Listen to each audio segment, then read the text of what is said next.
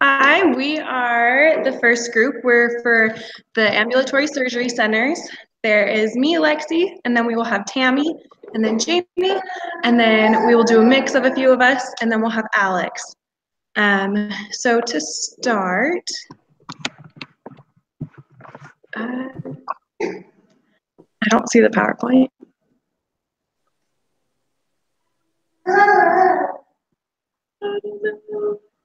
Can anyone else see the PowerPoint? Sorry, guys. Okay, there we go.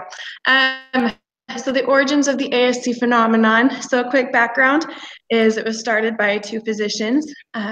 They had recently in the 1960s, the government and healthcare professionals had been calling for a more affordable and more patient-friendly way to do affordable, accessible outpatient surgery alternatives. And they wanted to still provide the top quality care that was provided in the hospital, but at a more affordable price. So there in the 1960s, like 66 and 67, surgery centers that were linked to hospitals began to open in California and in Washington, D.C. Following that, in the 70s, Dr. Reed and Dr. Ford wrote out their ideas for the first freestanding ASC on a cocktail napkin. And their first day open was February 12th, 1970. And then next slide. So some economic factors that motivated the ASC movement would be things that we've learned about in past slides, such as typically it's 45% or 47% less than a hospital due to lower overhead, such as paying for a larger facility like rent and utilities and things like that that come along with much bigger places. They also have the option to do CPT pricing, which is where they put it into groups, like for one surgery, it'll be this much, instead of paying per Advil or per ibuprofen and per scalpel. Next slide. So non-economic factors that motivated the ASC movement was that there's a lower nosocomial infection rate, which are the hospital-borne illnesses. So it's typically less infection for the patient. They're also physician-owned, which is a motivator for physicians to open them. They serve non-emergency cases. So for physicians, instead of being interrupted with their schedule with an emergency that comes in, they were able to maintain their schedule in the way that they wanted.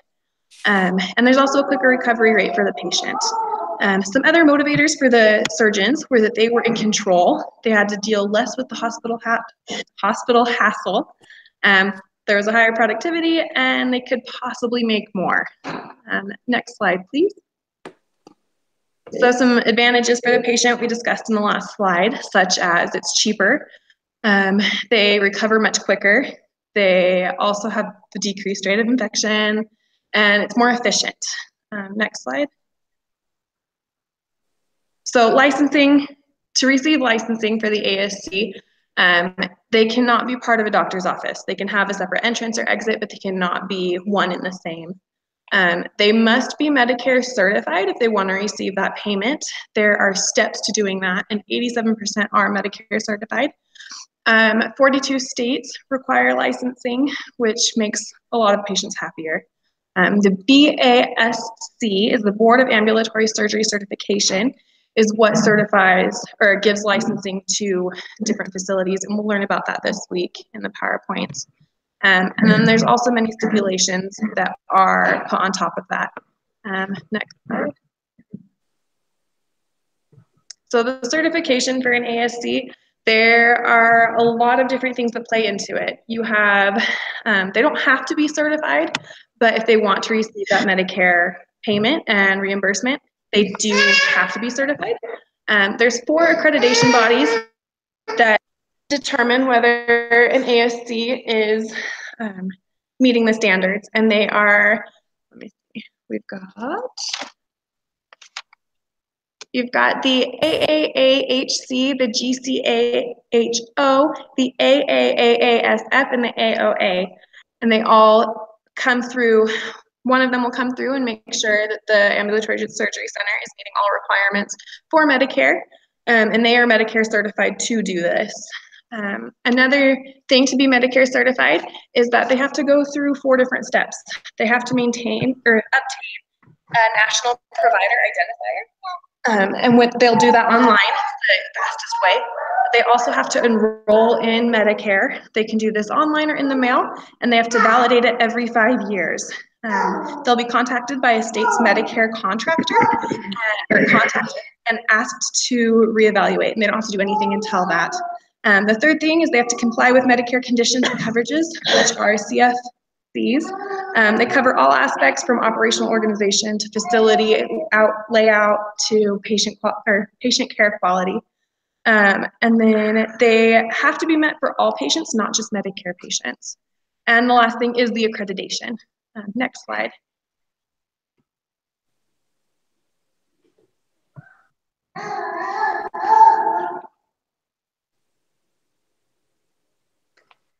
Okay, so the OPPS stands for Outpatient Prospective Payment System, which is how Medicare regulates the reimbursement process for outpatient services. So it puts them into service classifications, and we can move on to the next slide.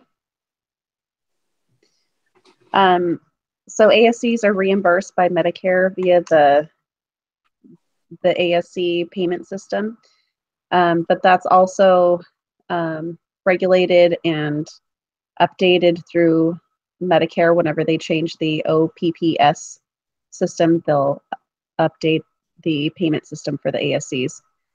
And about 24% of the ASC procedures are reimbursed through Medicare. Next slide. So this is something we've already kind of talked about, the common types of ASC procedures. So ophthalmology is the most common one. We can move on to the next one. So as far as the not-for-profit and for-profit business models, whenever the ASC is considered a nonprofit, that means that it's associated with a hospital that's a not-for-profit. So we talked about the joint ventures last week, and there is a small percentage that are not-for-profits, but that basically means that in those ventures, the hospital has to have at least the majority, 51% or more, of ownership so that they can remain taxes exempt. Whereas the for-profits don't have to live by those guidelines and have a little more freedom to make more money. Next slide. Lexi kind of actually talked about some of the perks for the ASC versus other options, and this slide talks about the things that attracts the doctors. So I'll just list a couple of them. The doctors don't have to worry so much about the scheduling delays, whereas at an a hospital OR, that happens all of the time. They're also limited by the number of OR rooms and things like that. So in the ASC model, doctors have a lot more flexibility and convenience for their ability to treat patients for their specialty and that type of thing. Next slide. Okay, so as far as the actual experience, the departments are highlighted here in yellow. So we actually had last week in the material, it was called North Fork Surgery Center presentation. It gave like pictures of each department, and that might jog your memory. So you have the registration department where the patient checks in, the pre-op where they get ready for this procedure, the OR room, and then PACU. We can go on to the next slide. So as far as the ASC reimbursement process, basically what I learned is that it's basically the same process. They're going to be using the same kind of coding that hospitals use. However, there are federal regulations about the surgical procedures that can happen within an ASC. So that's the main differences. And they have to be elective procedures. procedures which use the short type of anesthesia, and then the type of procedures that do not require overnight stays, obviously. Okay, we can go on to the next slide. Okay, so what is a transfer agreement? Basically, a transfer agreement is a safety net for the ASC. It allows patients to be transported and treated at local hospitals if there's an emergency. ASCs have to have a transfer agreement in place in case there's an emergency. Next slide. Typically, within the agreement, the ASC provides the hospital with copies of medical records, exam results, treatment records, if there's any power of attorney documents, insurance and payment information, and then ASCs also take responsibility for the delivery and transfer of the patient belongings. And they will notify the families of the situation. Next slide.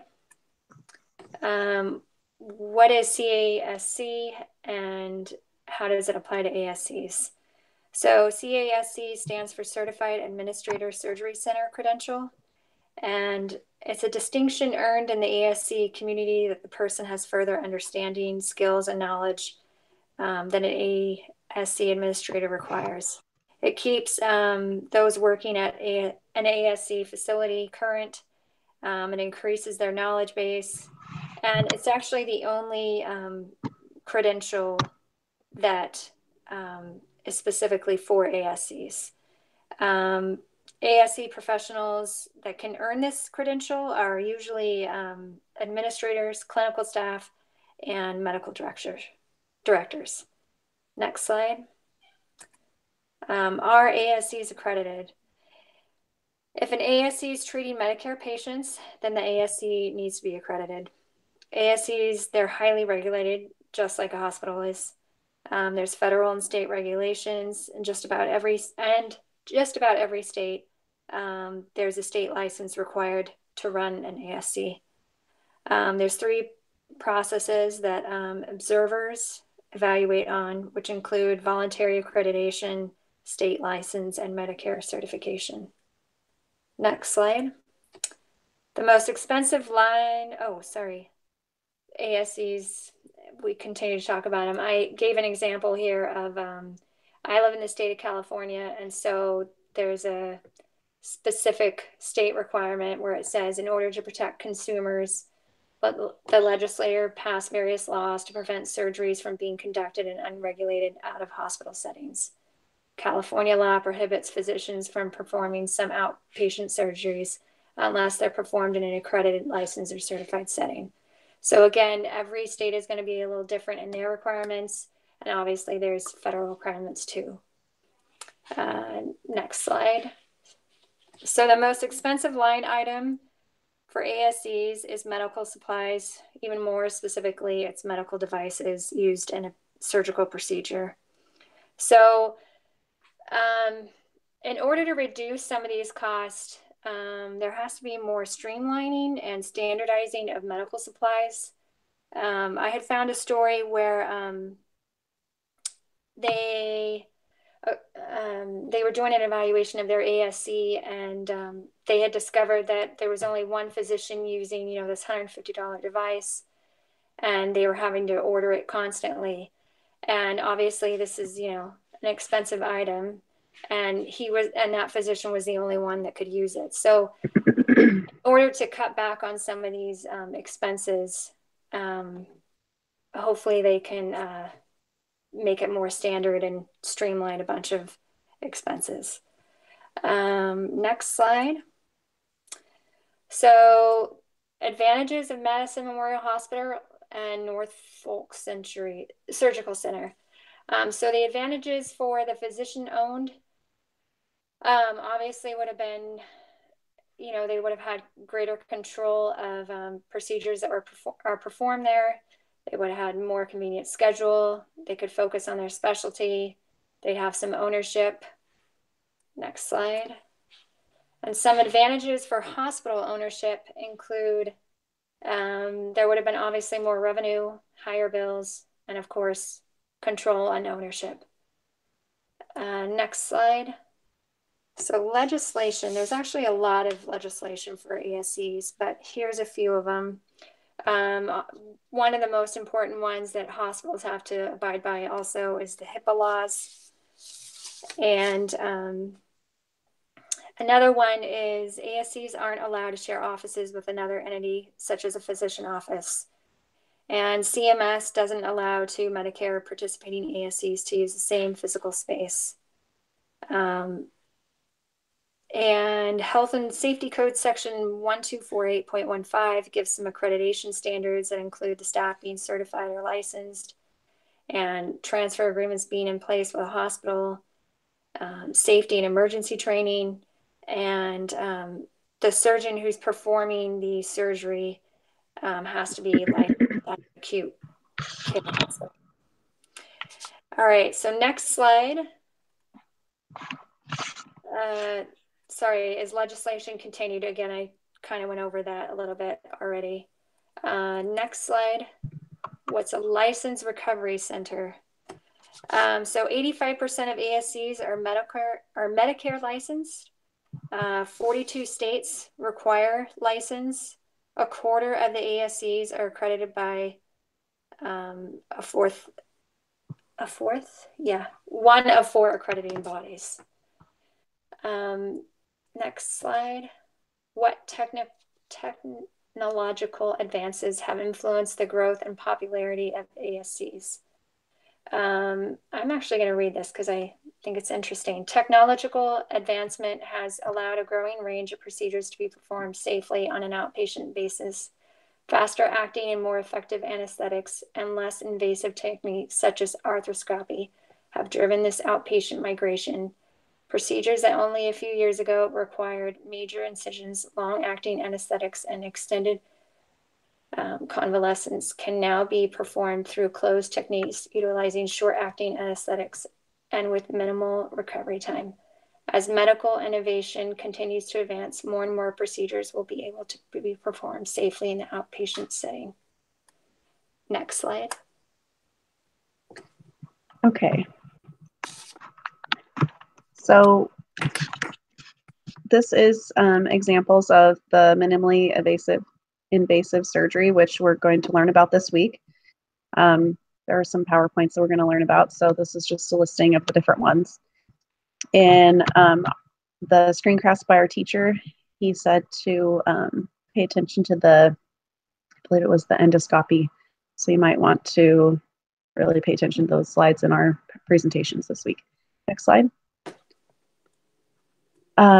This one is talking about the Ambulatory Surgery Center Association, which is the organization that provides advocacy to ASCs, and basically the two key things that they're doing are advocating and also offering resources to ASCs. Next slide. Okay, so the next one is, what are the current trends in the ASC segment of the industry? I'm just going to read what's put here. The ASCs began with being physician-owned, since ASCs have a much lower cost compared to the traditional hospital.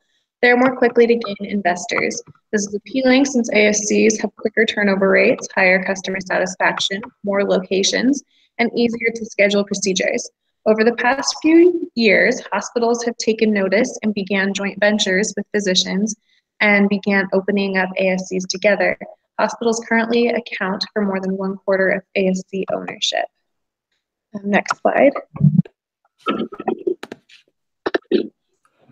So some of the most significant challenges that would face you in your career as an ASC administrator, a big one is getting the best talent, recruiting physicians, getting your human resources, getting the best nursing staff that you possibly can get. You're obviously going to have to minimize your operating costs while maximizing your revenue. You're always going to be training. There's always going to be advancements in technology and medical devices. As was discussed earlier, your cost of medical supplies is also going to play a big factor in terms of some of the challenges you're going to face. The big focuses of the CASC, which we talked about earlier, was the Certified Administrator Surgery Center certification. It's 5-pronged, which is delivery of patient care, quality management, human resources, financial, regulatory, and legal issues. A big part of the CASC is there's a 100-point scale in which you have to qualify in order to sit for the exam. And a big part of getting points for that exam are having a bachelor's degree, a master's degree. Some even have doctorates or are medical doctors. But the best opportunity for you, if you're pursuing a career as a certified administrator of a surgery center, is you're going to want to get hands-on experience. For every year of experience that you have in a surgery center, that's going to give you and allow you to maximize the amount of points that you have in order to sit for this exam. And just about every surgery center that you're going to look at is going to require this if you're going to be the lead administrator. So some of the key indicators of an ambulatory surgery center these things are what are going to drive your net income and your net revenue. So you're going to want to be looking at your cost per case. Each physician, what they're getting for the case. A huge one is your case volume. The more cases that you perform in a month, in a day, in a year, the more money that you're going to bring in for your center. A big part we've talked about as well is getting your reimbursements per case per payer, whether that be private insurance, personal funds, or Medicare reimbursements. You're going to want to make sure you're maximizing your reimbursement, making sure you're getting all of those reimbursements. Another one to keep in mind is your room turnover time, your time spent in each phase of surgery. So again, if you're getting these surgeries done in an efficient and quick manner, then you're going to get the most out of your net income. You also want to keep an eye on your staffing hours and your supply costs. The profitability of an ambulatory surgery center, just about 97% were for profit in 2011. So that's obviously a high proportion. It leaves only 3% that were not for profit. A typical sales price for a majority interest in an ASC is 6 to 7 times your earnings before income, taxes, depreciation, and amortization. Minus your debt range. Your insurance is going to cost 59%, the insurance is going to lead to 59% of your gross charges, and Medicare is going to be the other 24%. Some aspects that are going to play a big role in maximizing the profitability of your ASC are having insurance agreements. So already having an agreement with an insurance company on the cost of a procedure and what you're going to bill that procedure, knowing that the insurance company will pay it without any issues. Your capital investment, so what you have in your facilities, how much you put down on your facilities, how much debt you had to go into in order to get those opportunities, and taking what you have and investing it in expanding your facility or expanding your resources or your devices, your equipment, and making the most of that capital. Your operating costs are obviously huge in any company. Your number of physicians, so that was talked about a lot in my research, and there is such a thing as too many physicians at an ASC. If you have too many physicians, they're obviously the highest earners at the facility. So if you have too many physicians, you could end up taking a loss for the year.